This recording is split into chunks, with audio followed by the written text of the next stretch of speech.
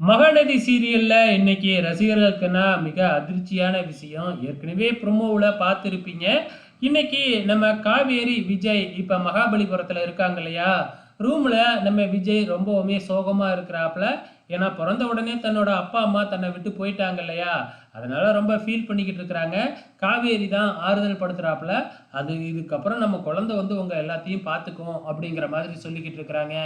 அதுக்கப்புறம் பீச்சில் உக்காந்துக்கிட்டு இருக்கும் பொழுது நம்ம காவேரி ரொம்ப வருத்தத்தில் இருக்கிறாங்க.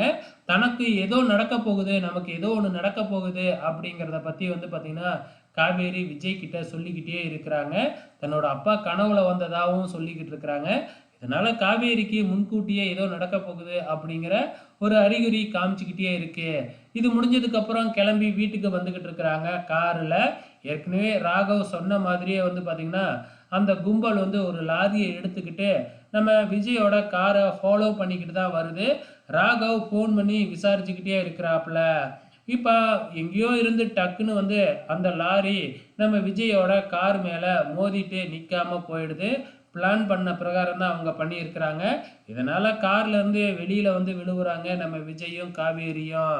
ஸோ இந்த மாதிரி மோதிட்டேன் அப்படின்னு வந்து பார்த்தீங்கன்னா அந்த ஆள் வந்து பார்த்தீங்கன்னா ராகவுக்கும் ஃபோன் பண்ணி சொல்லிடுறாப்புல. அங்கே காட்டு சைடு தான் இந்த ஆக்சிடெண்ட் நடந்திருக்கு. அங்கே இருக்கிறவங்க எல்லாருமே சேர்ந்து 2 பேரையும் ஸ்ட்ரக்சரில் தூக்கி போட்டு ஆம்புலன்ஸில் ஆஸ்பத்திரிக்கு அனுப்பி வைக்கிறாங்க. இதுக்கப்புறம் என்ன நடக்க போகுதுன்னு தான் தெரியல. பொறுத்திருந்து பார்க்கலாம்.